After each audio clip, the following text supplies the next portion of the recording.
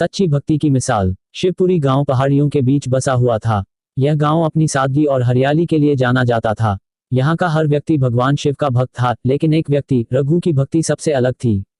उसकी भक्ति शिवलिंग पर जल चढ़ाने तक सीमित नहीं थी, वह हर जीव को महादेव का अंश मानकर उनकी सेवा करता था। रघु का मानना था, जो पशु पक्षियों हर प्राणी मात्र से प्रेम करता है वही सच्चा शिव भक्त है। वह हर सुबह शिव मंदिर में पूजा करने के बाद गांव के पशुओं की देखभाल में लग जाता।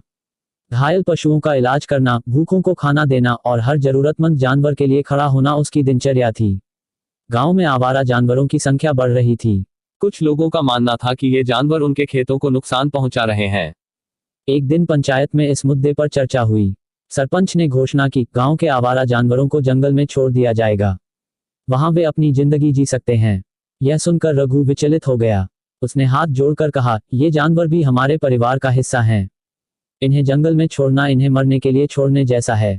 सरपंच ने हंसते हुए कहा, अगर तुम्हें इनकी इतनी फिक्र है तो तुम ही इन्हें संभालो, लेकिन अगर ये दोबारा हमारे खेतों में दिखे तो इन्हें जंगल भेजने से कोई नहीं रोक सकता।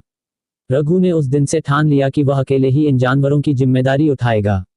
उसने अपने छोटे से खेत का एक हिस्सा इन जानवरों के लिए समर्पित कर दिया। वह दिन रात मेहनत करता, खेत में अन्न उगाता और उसका एक बड़ा हिस्सा इन जानवरों को खिलाता। गांव वाले उसे ताने देते, इतनी मेहनत जानवरों के लिए क्यों कर रहे हो, इन्हें जंगल में छोड़ दो, अपने आप संभल जाएंगे। लेकिन रघु शांतिपूर्वक कहता, महादेव ने हमें इनकी रक्षा का दायित्व सौंपा है। अगर हमने इनकी मदद नहीं की तो हमारी पूजा का क्या मतलब। धीरे धीरे गांव के कुछ युवा भी रघु के काम से प्रेरित होकर उसकी मदद करने लगे। उन्होंने मिलकर गांव के आवारा पशुओं के लिए एक छोटा सा आश्रय बनाया। कुछ ही महीनों बाद गांव में भारी बारिश हुई। यह बारिश इतनी तेज थी कि गांव के नाले और तालाब उफान पर आ गए।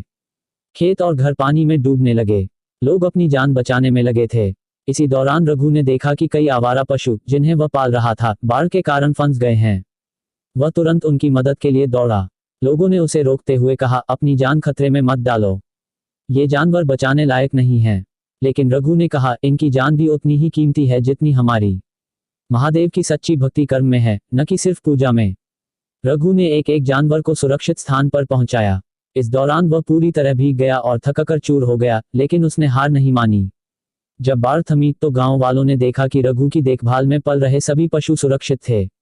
यह देखकर लोगों को एहसास हुआ कि रघु का प्रेम और समर्पण कितना गहरा था। सरपंच ने खुद रघु से माफी मांगी और कहा, तुमने हमें सिखाया कि असली भक्ति केवल मंदिर में नहीं बल्कि महादेव के हर जीव की सेवा में है। गांव वालों ने मिलकर रघु के पशु आश्रय को और बड़ा किया। उन्होंने इसे शिवशंभो पशु सेवा केंद्र नाम दिया। रघु ने मुस्कुराते हुए कहा, महादेव हर जगह हैं। जब हम उनके बनाए जीवों से प्रेम करेंगे तो वह हमेशा हमारी सहायता करेंगे। हर जीव में महादेव का वास है। पशुओं से प्रेम करें, यही सच्ची भक्ति है।